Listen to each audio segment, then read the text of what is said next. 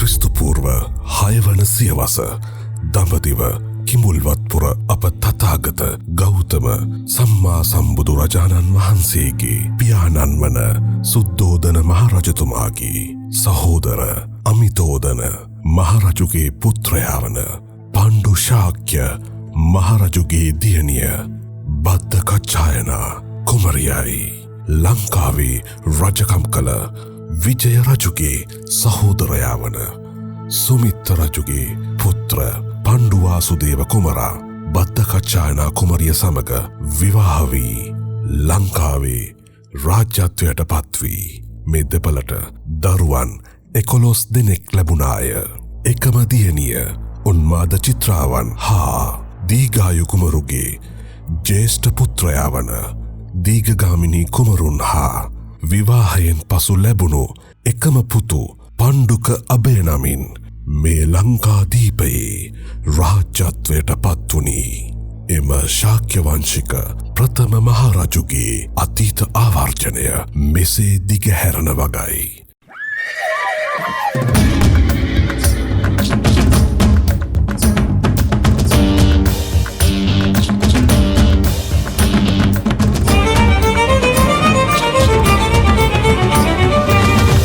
රැකුමට දේශයට ඕනෑ රජ පණ්ඩු මහවිරු පණ්ඩු කැලෑව රක්නට කැලේට ඕනෑ රජ පණ්ඩු මහවිරු පණ්ඩු ගොවිකම් කරනට ගොවියට ඕනෑ රජ පණ්ඩු මහවිරු පණ්ඩු මිනිසුන් රක්නට අපහට ඕනෑ රජ පණ්ඩු මහවිරු පණ්ඩු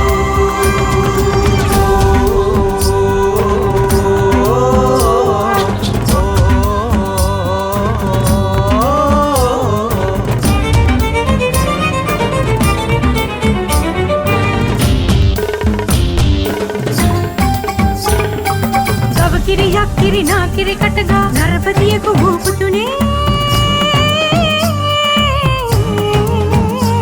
පණ්ඩු මහවිරු පණ්ඩු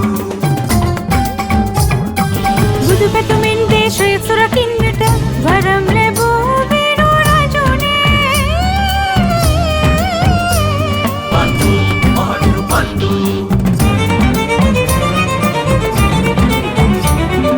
දේශය රැකුමට දේශයට ඕනෑ රජ පණ්ඩු මහවිරු පණ්ඩු කැලෑව රක්නට කැලේට ඕනෑ රජෙක් පණ්ඩු මහවිරු පණ්ඩු ගොවිකම් කරනට ගොවියට ඕනෑ රජෙක් පණ්ඩු මහවිරු පණ්ඩු මිනිසුන් රක්නට අපහට ඕනෑ රජෙක් පණ්ඩු මහවිරු පණ්ඩු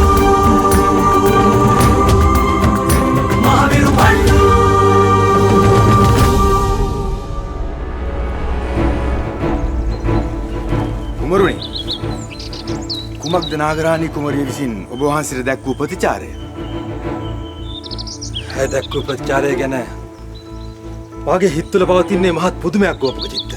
කුමරුනි චිත්‍රාගේ අතුරුදහන්නේම ගැන ඇයගේ සිත්තුල හැකමතු වී ඇත්තේ කවුරුවකි ගැන. කවුරුවකි? එයත් සිද්ධවන්ට බැරි කමක් නෑ කුමරුනි. අන්ද කෞරවකී කුමරියත් නාගරාණී කුමරිය මෙන්ම චිත්‍රා කුමරිය පිළිබඳව පසු වූයේ දැඩි වෛරයකි. ගෝපක චිත්ත. ඒත් ඇය මේ තරම් දරුණු ක්‍රියාවක් කිරීමට පෙළඹෙදයි මා සිතන්නේ නෑ ගෝපක චිත්ත. ඇය නපුරු ස්ත්‍රියක් බව සැබෑයි. නමුත් ඇය නාගරාණී තරම් නපුරු ස්ත්‍රියක් නෙවෙයි. මගේ නැන්දනිය මරා දමන්නට තරම් නපුරු සිත් ඇත්තියක් ඔය නාගරාණී. එතරම් දරුණු හිත් ඇත්තයකට මගේ චිත්‍රාට අනතුරක් කිරීම එතරම් කාර්යයක් නෙවෙයි ගෝපක චිත්ත. මට වැටහෙනවා කුමරුනි. කුමරුන් පවසන දේ. මා නාගරාණීට පවසා සිටියා මහට ආරංචියක් ලැබුණා කියා අය සේරුබද සමග ඇඟලුම්කමක් තිබෙනා බවට. නමුත් එය ප්‍රතික්ෂේප කළා ගෝපක චිත්ත. ඇය පවසා සිටියේ ඇගේ නාග කුලියේ කිහිප දෙනෙකු සේරුබද්ද මුණ ගැසී ඔවුන්ගේ කාර්යයන් සඳහා උදව් ලබා ගත්තා පමණයි කියා. නමුත් මාගේ සිත පවසනවා ඇය ඇය සේරුපත්ත සමග ඇඟැලුම් කමක් තිබෙන බව. එය එසේ වන්නට හැකි කුරුල්ල. මන්ද එක ජාතියේ කුරුල්ලන් එක අත්තේ තමයි වහන්නේ. ඒ සැබෑවක් ගෝපුගචිත්ත. ඇය මාහට මුවින් පැවසුවත් ඇය සේරුපත්ත සමග කිසිදු ඇඟැලුම් කමක් නැති බව මා ඇයගේ මුණින් තුටුව ඇය පවසන්නේ බේගලයක් බව.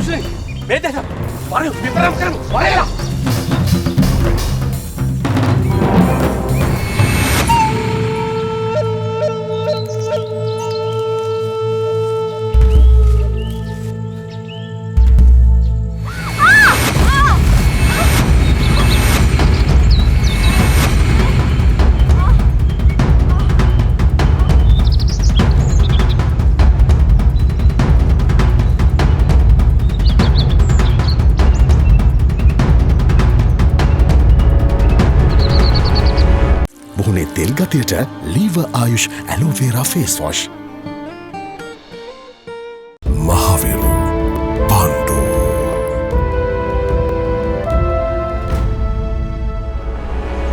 නාගරාණී කුමරිය පිළිබඳව අප විමසිල්ලෙන් සිටියොත් කුමරුනි අපට සොයා ගැනීමට බැරි වෙන එකක් නෑ. ඇයත් සේරු බද්ධයත් අතර කිසියම් ඇඟෑලුකමක් තිබේද කියලා. එහෙමයි ගෝපුගචිත්ත. අප ඇය යන ගමන් බිමන් පිළිබඳව අදක් සෝදිසී සිටිය යුතුයි. සමහර විට අපට වැඩි දුරක් යන්නට කලින් ඒ ගැන තොරතුරක් දැනගන්නට බැරි වෙන එකක් නැතුවා. ඒ වගේම කුමරුනි අප කෞරවකී කුමරිය පිළිබඳවත් සෙවිල්ලෙන් සිටිමු. මන්ද අප හරියාකාරවම දන්නේ නැහැ නෙව. මේ සිදු කරන්නට ඇත්තේ කෞරවකී කුමරියද නාගරාණී කුමරියද එසේත් නැත්නම් වෙනත් අයෙකුද කියා. එම නිසා කුමරුනි අපි හැම මොහොතකම අපගේ හැකය හැම අයෙකු මතම තබා ගත යුතුයි. නුඹේ පැවසූ දෙයට මාත් එකගයි ගෝපුගචිත්ත. අප මේ මොහොතේදී අපගේ මේ සිත් තුළ පවතින හැකය සියල්ලන් කෙරෙහිම තබා ගත යුතුයි. මොකද මේ සියල්ලන්ම චිත්‍රාට හතුරුකම් කළාය. අපට කිසියම් සාක්ෂියක් ලැබෙන තෙක් අප මේ සියල්ලන් කෙරෙහිම හැකයෙන් බලා සිටිමු. වැරදි කොරන අයවලුන් ඒ වැරද්ද වෙනත් අය පිට පටවා කතා බස් කරන්නේ ඔවුන් විසින්ම ඒ වැරද්ද සිදු කොට තිබෙන නිසා වෙනුයි කුමරුනි. කුමරුනි නාගරාණී කුමරිය මේ කෞරවකී කුමරිය විසින්ම සිදු කළා යයි පවසන්නේ සමහර විට නාගරාණී කුමරිය විසින් මේ සිදු කළා වෙන්නටත් බැරුවා.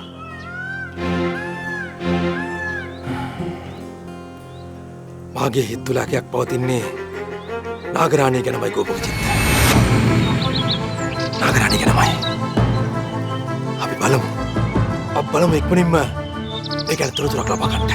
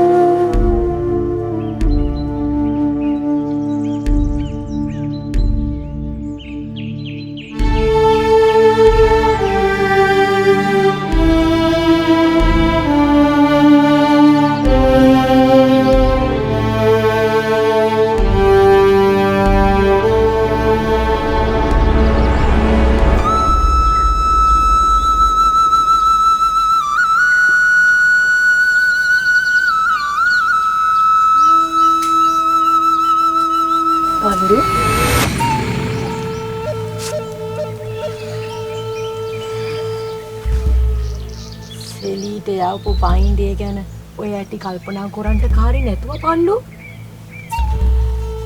පණ්ඩු කාටේවත් එහෙම පයින්ඩේ සෙලීට යවුවේ නෑ නෝ. මට මහ බියක් දැනෙනවා ගුම්බක භූතේ. සෙලීට මොකක් හරි වින්නයියක් සිද්ධ වෙලාද කියලා. කවුරු හරි කෙනෙක් සෙලීට වින්නයියක් සිද්ධ කරලා මේක මය පිටින් දාන්න තනනවා කියලා මට නම් හිතෙන්නේ. පණ්ඩුට නොකියුවට මගේ හිතටත් එහෙම හැකියාවක් ඇති වුණා. ඩයලොග් ට්‍රිපල් බ්ලාස්ටර් ප්ලෑන් එකට තාමත් මාරුනේ නැද්ද? ඇක්ටිවේට් කිරීමට රුපියල් 345ක් රීලෝඩ් කරන්න. මහවිරු පණ්ඩු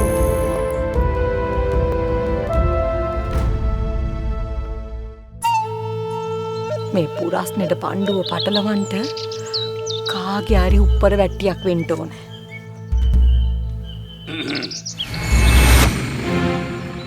එහෙම දෙයක් තමා මයිත් හිටලෑ.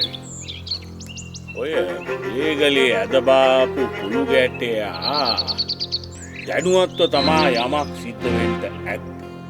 ඒ කව අල්ලාන ඒකගේ පොටුවෙන් අල්ලලා තරවටු කොරලා ඒකගේ විමසුවොත් අපට හැබෑව දැනගන්ට හැක්වේවි. මන් දන්න විදියට අප්පොච්චා ඔය පයින්ඩේ දොඩාපු කෙනා රණාගේ ගජ මිත්‍රයෙක්. ඒත් ඉතින් රණා දැනගෙන මේව පයින්ඩයක් යවුවත් සෙලි අන්තරස් දාන් වුණේකට මේ පයින්ඩේ හේතු කාරණා වුණා කියලා නම් මට නම් හිතන්න බැරුවා. ඔය රණා කියන්නේ මා දෙපිට කාට්ටුවේ. රණා කොයියාමවත් බලාගෙන ඉන්නේ පණ්ඩුට කරදරයක් සිද්ධ කරන්නට නෙවෙයි. අන්නම් කියන්නේ ඔය පයින්ඩේ යවන්න ඇත්තේ රණා දැනුවත්වම තමයි. ඒත් සෙලි අන්තරස් දාන් වුණේකට මේ පයින්ඩේ හේතු කාරණා වෙන්නේ කොහොමද? ඒකම තමයි මටත් තියෙන පුරස්නේ. සෙලීට මොකද සිද්ධ වුනේ? සෙලීට මොකක් හරි කරදරයක් සිද්ධ වුණොත් ඒක පණ්ඩු පිට පටලවෙන්න බැරි කමක් නැතුව. මයි හිතලන්නේ නෑ මේ මොන අරුමයක් සිද්ධ වෙන්න යනවාද කියලා. අප්පොච්චා බිය වෙන්නේ නැතුව ඉන්නකෝ. මම හොයා බලන්න මෙතන මොකක්ද සිද්ධ වෙලා තියෙන්නේ කියලා. කොහොමෙන් හරි ඔය පයින්ඩේ යාපු කෙනා හොයාගෙන අහලා දැනගන්න ඕනේ. මම කොයි යාමෙන්ද සෙලීට මාව මුලිච්ච වෙන්න කියලා පයින්ඩයක් කියුවේ කියලා.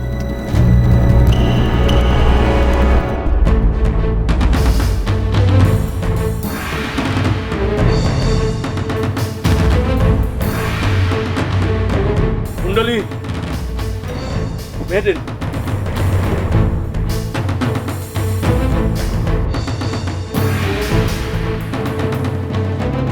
අවසර උන්නාව රැකනේ අවසර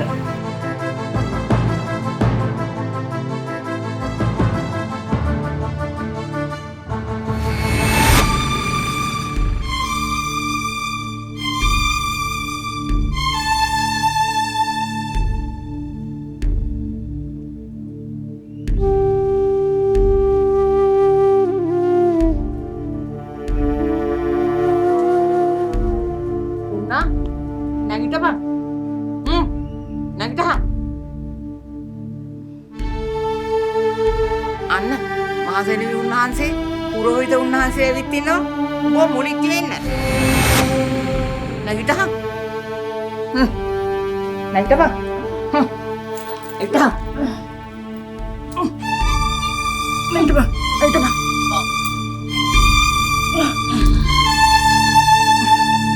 යම වරින් යන්න. වරින් යන්න. සන්සිල්ක් ලොකු බෝතලෙන් සේදුම් වාර 30ක් රුපියල් 120ක ඉතිරියක්. මහවිරු පණ්ඩු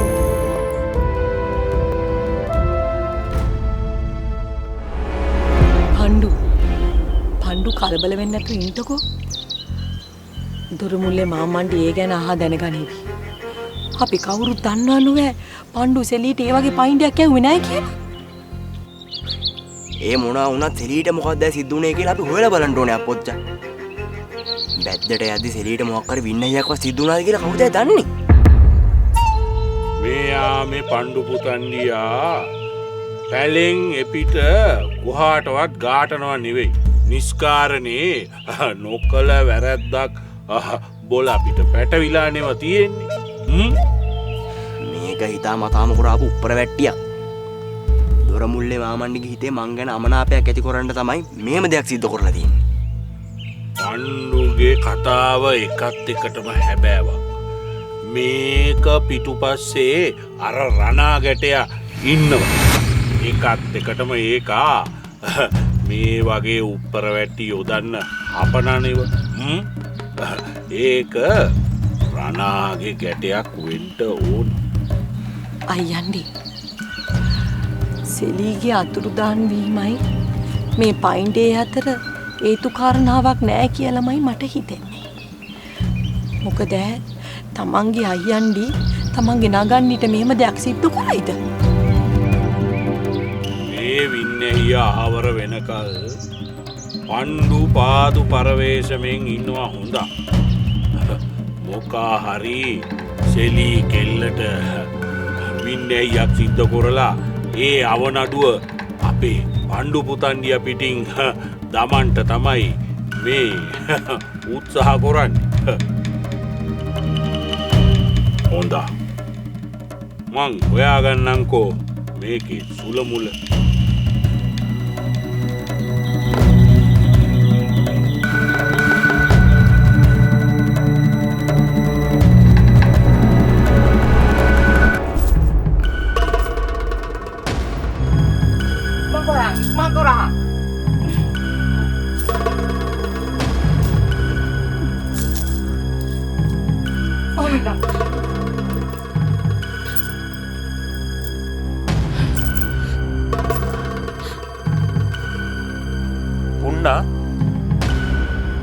නුඹට සතුටුදායක ආරංචියක් රැගෙනයි අප මෙහි පැමිණි.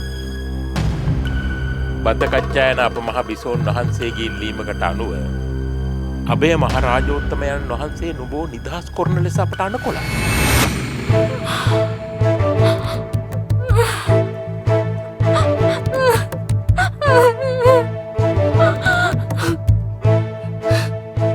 රෝහිත උන්වහන්සේ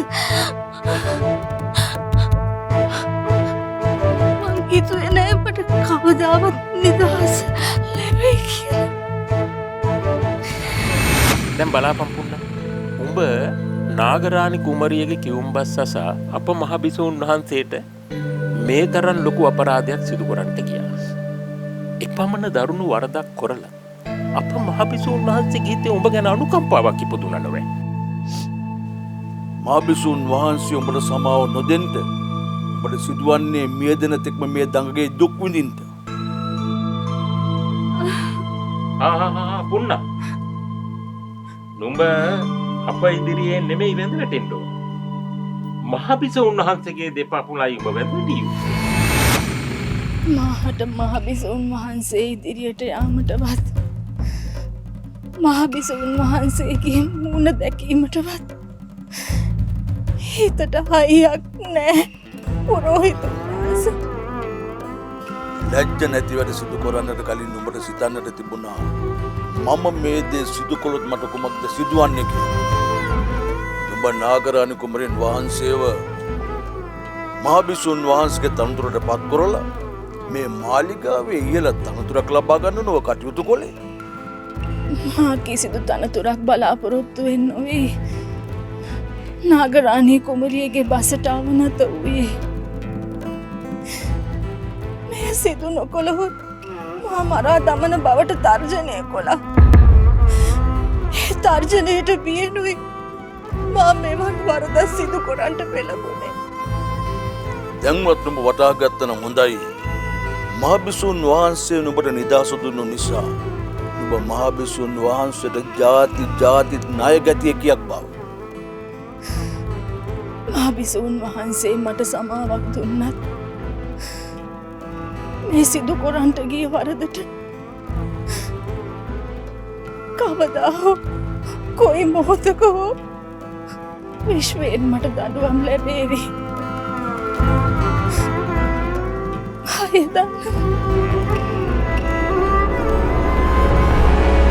කරගේ මා තවත් න්යාටව සිටින්නේ මා ඔහුට විරුද්ධව හටන් කරනවා.